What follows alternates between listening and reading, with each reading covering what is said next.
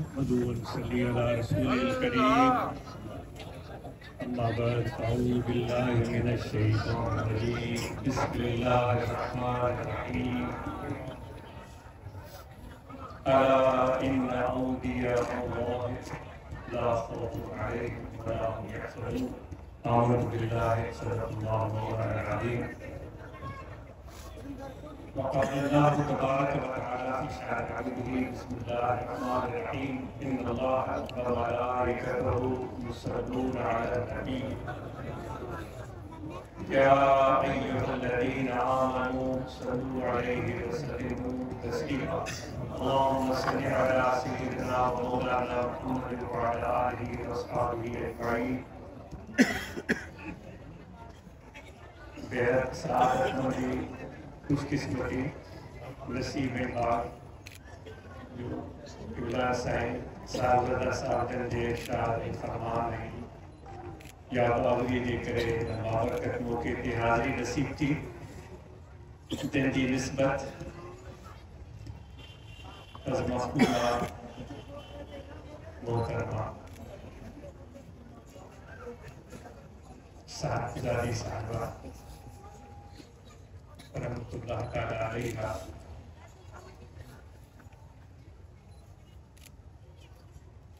उन्हनि जी निस्बत सारी प्रोग्राम मुनक़िद थी रहियो आहे। फारसीअ में कहावत आहे अल्फाज़ शायद हथे पोते थियनि बिबी बहार मां अज़ गुलिस्तान मां। मुझे बहार जो रंग जे ॾिसणु चाहीं थो त मुंहिंजे बाग खे ॾिस। हीअ मखदूमा साहब रहमतुल्लाह तआला अलैहा उन्हनि जो ही बाग आहे, उन्हनि जो लॻायल बाग आहे। ऐं उन्हनि जंहिं सूरत में पंहिंजे ख़ानदान जी पंहिंजे साहिबज़ादा साहिब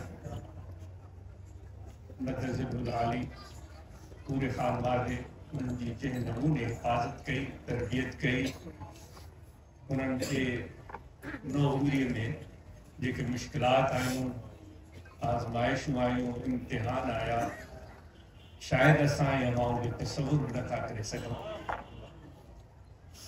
पर उन्हनि जी उलुल अज़मी साबित कदमी अल्लाह ताला ते घर वसो मुर्शिदनि जी ज़ात हुज़ूर पीर मिठा साईं रहमतुल्लाह अलैह जन जे तरबियत ऐं तइलीम जो समर ऐं नतीजो जो अॼु ये रौनकूं ही बहारूं अवां जे साम्हूं आहिनि। इहे सभु उन्हनि जे वजूद मसूद जूं बरकतूं आहिनि।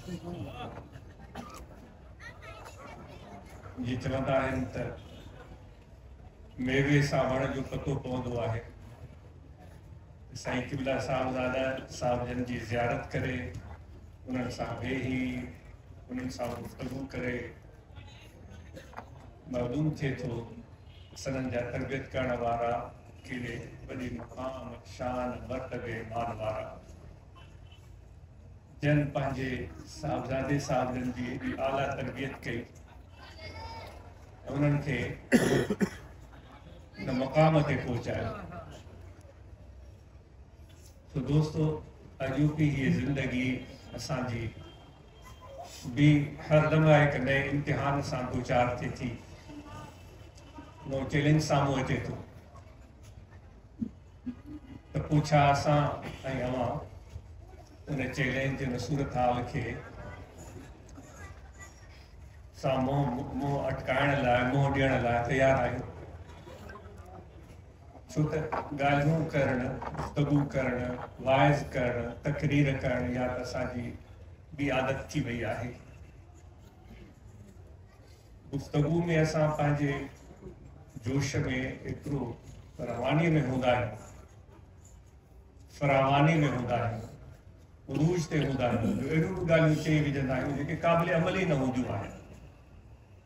जे उन्हनि ते असांजे उन नाक़िस ख़याली जे करे मां पंहिंजी ॻाल्हि करूं नाक़िस ख़याली मुंहिंजी नाक़िस ख़याली जे करे नाक़िस ॻाल्हि का अवां यादि आहे उनजे मथां अवां अमल करे वेठो ऐं ख़ुदा न ख़ासि त उन ग़लति ॻाल्हि जो ग़लति नतीजो अव्हांखे भोगणो पियो त पोइ छा असांखे क़यामत ते आख़िरत ते ईमान आहे? ख़ुदा जे साम्हूं असां अव्हांखे पेश थियणो जेको इरशाद थो फरमाए लिम तक़ूलून मा ला तफ़अलून कबुर मक़तन इंदल्लाहि अन तक़ूलू मा ला तफ़अलून कमा क़ाल अल्लाह तबारक व तआला। अहिड़ियूं ॻाल्हियूं छो था कयो जंहिं ते पाण अमल कोन था कयो? तो दोस्तों अॼु जोश जी फरावानी आहे ऐं असांखे उन जोश में अञा इज़ाफ़ो खपे, उन जज़्बात में अञा इज़ाफ़ो खपे। पर दोस्तों आज इहो अर्ज़ कंदो असांखे जोश सां गॾु होश जी बि ज़रूरत आहे। सिलसिला नक्शबंदीअ जा 7 अहम नुक्ता या बुनियादी तैलीमात आहे जिन ते असां नक्शबंदी सिलसिले जा पोइ लॻे पूरो ध्यानु रखंदा आहियूं। हज़रत अब्दुल ख़ालिक़ इश्तवानी रहमतुल्लाह ताला उन्हनि जो 7 उन्हनि शयूं बयानु कयूं आहिनि, तव्हांखे मिली वेंदियूं। ही मुख़्तसिर महफ़िल आहे। हिकिड़ी ॻाल्हि जो अर्ज़ थो कयां, होश दर दम, होश दर दम। हर साह में समझ होश मां कमु वठणु। ज़िक्र जी त ॻाल्हि पंहिंजी जॻह ते मौजूदु आहे, तो ज़िक्र त असांखे बुनियादु आहे जंहिं असांखे जोड़े रखियो। हज़ूर ख़्वाजा ख़ाजगान खुतबे दौरान पीर मिठा से रहमतुल्लाह ताला अलैहि जी आमद असांजे हिन सिंध जे ख़िते ते वॾी नेमत थी, वॾी इनायत थी, अल्लाह ताला जी रहमत थी। सदन जे दरगाह जो नालो बि रहमत पुर, त पूरी सिंध खे रहमत सां पुर कयो। उन्हनि जी आमद सां ज़िक्र जी तलकीन थी, अल्लाह ताला जी याद जी तलकीन थी, माण्हुनि जूं दिलियूं ज़िंदा ज़ाकिर बाख़ुदा थियूं। उन्हनि जे अंदरि निमाज़ जो ज़ौक़ ऐं शौक़ पैदा थियो, उन्हनि जे अंदरि शब बेदारी जो ज़ौक़ ऐं शौक़ पैदा थियो, उन्हनि जे अंदरि शरीयत जे मथां अमल करण जो जज़्बो पैदा थियो। उन्हीअ सिलसिले जंहिंसां असांजा मुर्शिद हज़ूर ख़्वाजा ख़ाजगान खुतबे दौरान पीर मिठा रहमतुल्लाह ताला अलैहि ताल्लुक़ रखनि था, उन जा पेशवा हज़रत अब्दुल ख़ालिक़ इश्तवानी अॼु खां कई सौ साल अॻु में पंहिंजे नक्शबंदी फ़क़ीरनि खे इन सिलसिले ज़हबीअ सां ताल्लुक़ रखण वारनि खे, इन 81 सिलसिले सां ताल्लुक़ रखण वारनि खे इरशाद था फरमाइनि, होश दर दम। हर साह में अव्हांखे होश हुजे। पोइ जेका ॻाल्हि अव्हांजे साम्हूं अचे थी उहा बि बाहोश ॿुधो। सहाबा के हज़रत इमाम रब्बानी मुजद्दिद मुनव्वर अरसानी रहमतुल्लाह ताला अलैहि जन पंहिंजे मकतूबात में असहाबे सहम कोठियो, यानी हमेशा सोच समझ अकल बेदार रखंदा है। ॾिसो जेके इरशादात हुज़ूर अलैहिस्सलातु वस्सलाम ने फरमाया उहे ज़ुबान बज़ुबान थी विया हुआ। ये जज्बात जे आलम में हुजनि हा, जेकॾहिं उहे जोश फरोश के आलम में हुजनि हा, ये हदीस मुबारक के अड़े नमूने याद करण जो लफ्ज़ ब लफ्ज़ असांखे ताईं पहुचण वरी उन्हनि जूं किताबनि में मुनज़बित थियण, इहो साहबा जो वॾी करामत आहे। जेकी सिलसिला नक्शबंदी सां ताल्लुक़ रखूं था त असांखे जोश खां वधीक होश जी ज़रूरत आहे, छो त सिलसिले जे बुनियादी तैलीमात मां इहा हिकु अहम तैलीम जेकी अव्हां जे साम्हूं अर्ज़ कयो सूरत मखदूमा साहबा जन जी ये तरबियत ऐं तैलीम, उन्हनि जो फैज़, उन्हनि जी बरकत, उन्हनि जो तवज्जो जेका सनन जे साहबजादे में नज़र अचे थी, या सोच ऐं सम्झ सां ई अहिड़ी तरबियत ऐं तैलीम थी सघे। न त हिकिड़ो लतीफ़ो आहे, चवंदा आहिनि त सॼा 86 रहमतुल्लाह अलैहि जन अक्सर बयानु फरमाईंदा हुआ, मिज़ाज मुबारक हूंदी जो को लतीफ़ो बयानु कंदा त खूब मुस्कुराईंदा, पाण लतीफ़ो बयानु कंदा तकरीर में और खूब मुस्कुराईंदा। उन्हनि जो मुस्कुराइण जो हिकु पंहिंजो अंदाज़ इंतिहाई वणंदड़ आजिज़ जे लाइ। फरमाईंदा त हिकिड़ो शख़्स हुयो, उहो काज़ी वटि वियो। काज़ीअ खे दार ॾेई त मुंहिंजो पुटु मूंसां विढ़े थो, गार गंद करे थो। काज़ी हुनजे पुट खे घुरायो, कटाइणे में बीहारीसि। काज़ी साहब खे पीउ जे मुतालिक़ घणी ॼाण हुई, पीउ जा हक़ हुनखे ॿुधाए त बाबा ही भी पीउ जो हक़ आहे। क़ुरान मजीद में अल्लाह ताला इरशाद फरमायो, हुज़ूर अलैहिस्सलातु वस्सलाम इरशाद फरमायो, हीअ तइलीम अल्लाह ताला पंहिंजी बंदगी जो हुक्म सां गॾु वालिदैन जी इताअत जो हुक्म कयो आहे। घणियूं ॻाल्हियूं उनजे फर्ज़ंद खे ॿुधाईंदो रहे। उहो पुटु हुनजो काज़ी जे साम्हूं ॿुधंदो रहे। जॾहिं कुझु ज़्यादा ई गुफ़्तगू थी वई त हुन अर्ज़ु कयो क़िबला से मुजिब ॻाल्हि चई, बाबा ॿुधा। चईसि एतिरा सारा हक़ पीउ जा पुट ते आहिनि, छा पुट जा बि पीउ ते हक़ आहिनि? हुन चयो बाबा हा बिल्कुलु आहे। बिल्कुलु काज़ीअ खे हुनखे थोरो धचको लॻो त यार हिन हिकु नई ॻाल्हि मुंहिंजे आॾो बयानु कयो। चई बिल्कुलु आहे। चईसि बराबरि टे उहो ई ॿुधायो कि बाबा उहो ॼमे, हुनजो नालो सुठो रखे, हुनजो अक़ीक़ो करे, हुनखे तइलीम ॾिए, हुनखे तरबियत ॾिए। बसि घणी ॻाल्हि न कयो, बसि हाणे 4-5 ॿुधायो। पहिरीं ॻाल्हि कहिड़ी चयो? काज़ी चयो त बाबा पुटु ॼमे त नालो रखेसि, सुठो नालो रखेसि। चईसि बाबे खां पुछो त मूंखे कोठींदो सॾींदो छा आहे, कहिड़े नाले सां सॾींदो? ॻाल्हि कहिड़ी पई थिए? औलाद जी तइलीम ऐं तरबियत। अॻु में जेको फारसी कौल ॿुधायोसीं तो चवे थो शायदि त मुंहिंजे बहार मां मुंहिंजे गुलिस्तान जो अंदाज़ो कयो त मुंहिंजो बगीचो कीअं आहे, मुंहिंजे बगीचे जे बहार खे ॾिसो। चईसि पहिरीं ॻाल्हि कहिड़ी कयो? चई में त हुनजो नालो सुठो रखे। चईसि बाबे खां पुछो मूंखे कहिड़े नाले सां सॾींदो आहे? काज़ी हुनजे पीउ खां पुछो त बाबा हिन पुट खे कहिड़े नाले सां सॾींदो आहे? उहो थोरो कंधो न हेठि कयो। चईसि खोतो चवंदो आहे। चईसि पोइ खोतो थो चवे त पोइ लतो न हणंदो त छा कंदो? माना पहिरीं ॻाल्हि ई हुन पीउ जी नामुकमल हुई। अॼु जे दौर में असां पंहिंजे औलाद खे तइलीम ऐं तरबियत सां मुशनास करायूं। जीअं हज़रत मखदूमा मोहतरमा साहिबजादी साहबा रहमतुल्लाह तआला अलैहा जन तने तन्हा अकेले से साईं हज़रत क़िबला गुलाम फरीद साहब रहमतुल्लाह तआला अलैह आज बचपन में उन्हनि जी ज़ियारत कई। साईं साहब असां वालदे गिरामी साईं चंद महीननि जा हुया जो उन्हनि जी वफ़ात थी वई। अकेले से मखदूमा साहब पंहिंजे औलाद जी तरबियत कई, उन्हनि खे तइलीम ॾिनी, उन्हनि खे सेखारियो, रूहानियत सेखारी, इल्मु सेखारियो, अख़लाक़ सेखारियो, उथण वेहण सेखारियो। अॼु असां जेके हिते वेठा आहियूं मखदूमा साहब सां मोहबत था कयूं त अॼु असां वज़न करे वठूं।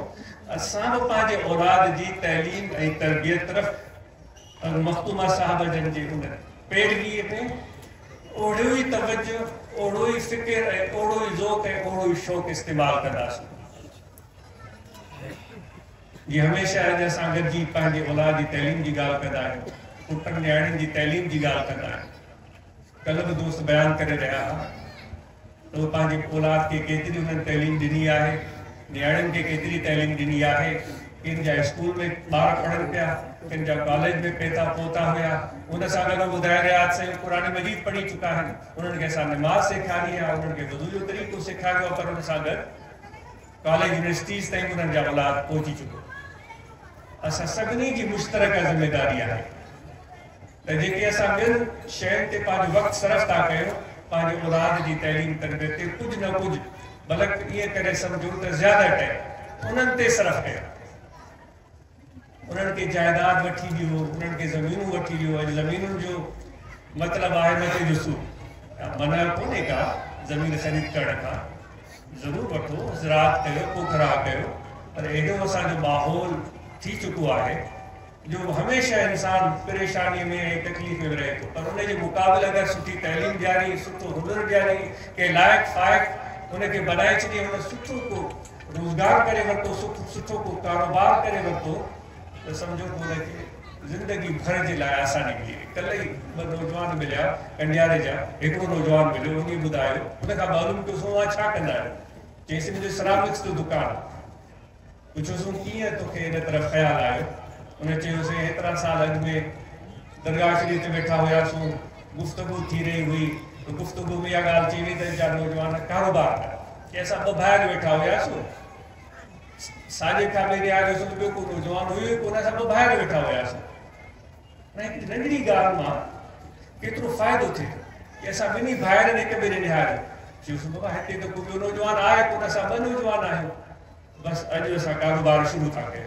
ते घर वियासीं, बाबू या हुनजे चाचे या भाउ जो दुकान, हुनजे भरिसां हिकिड़ो ख़ाली भांडो हुयो, उन भांडे जो गंद किचिरो कढी उनखे साफ़ करे उन में उनखे बिज़नेस ॿुधायो, उसजी शुरूआत कई। वो सॼो बिज़नेस कामयाब थियो। वरी मां हिकिड़े ॿिए भाउ वरी ॿियो बिज़नेस शुरू कयो, ॿुधाए तो असां ख़ुशहाल आहियूं, असांजो ट्रकूं भरिजी पंजाब खां ईंदियूं आहिनि सामान जूं जेको असां फ़रोख़्त था कयूं। सो दोस्तो पंहिंजे औलाद खे सुठो मुआश ॾियारण जे लाइ उन्हनि खे सुठी तइलीम ऐं सुठो हुनरु सेखारियो। ऐं असांजे मुआशिरे में हिन जी तमामु घणी कमी आहे, जॾहिं पंहिंजे कम सां हूंदा त पोइ असांजे मुर्शिदनि छा फ़रमायो आहे, हथ कार ॾे दिलि यार, वांदा न वियो। आज इसके अफ़सोस तो थे त जेसिताईं असां वेठा आहियूं, ॻाल्हियूं त सुठियूं पिया कयूं, पर इन जी ॻाल्हियुनि जे बजाए जेकॾहिं छा था सम्झो जेको हिन महिल ॻाल्हियूं था कयूं, इन जी बनस्बत सां को अमली कमु करे रहिया हुजूं त अञा वधीक सुहिणो हो। सो अव्हांखे गुज़ारिश कई थी, ॻाल्हियूं ॾाढियूं थी वियूं। उठ बांध कमर क्या डरता है, फिर देख खुदा क्या करता है। वो ॻाल्हियुनि सां न, चेल संदरो बदी चेल में लहो मैदान में, ऐं शुरू कयो कमु, हथ कार ॾे दिलि यार ॾे। मुर्शिद मुरब्बीअ जो फैज़, उनजी बातिनी तवज्जो दिलि खे मुयसर थींदी रहे, नूरानियत मिलंदी रहे इंशाअल्लाह। अव्हांजे दीन में, दुनिया में, घर में, ॿार में बरकतूं थींदियूं। ऐं आजिज़ हिते फैज़ हासिल करण जे लाइ हाज़िर थियो। साईं जे इरशाद मुताबिक़ कुछ ॻाल्हियूं अर्ज़ कयूं, जेके हाज़रीन हिते आया आहिनि उन्हनि सभिनी जी महिरबानी, साईं क़िबला साहिब साहिब जी महिरबानी। दुआऊं आहिनि त खानवादो आबाद ऐं शाद रहे, अल्लाह ताला सभिनी जो फैज़ जारी ऐं सारी रखे। अल्लाह ताला असांखे अदब ऐं एहतराम नसीब करे, असांजूं दिलियूं ज़िक्र में जारी ऐं सारी रहनि, ऐं असांजूं निमाज़, रोज़ो, हज, ज़कात जेके फ़राइज़ आहिनि उन्हनि खे असांजो अमल रहे, ऐं निस्बत ताल्लुक़ क़ाइमु रहे। जीअं उस मुबारक की दावत दोस्त तव्हांखे ॾेई रहिया हुया, उन मौक़े ते वरी असां गॾिबासूं, वरी मुलाक़ात थींदी, वरी गॾिजी वेही ज़िक्र कंदासूं, वरी नवां आयत ऐं नवां पैमान कंदासूं। वरी महिरबानी, जज़ाकुमुल्लाह।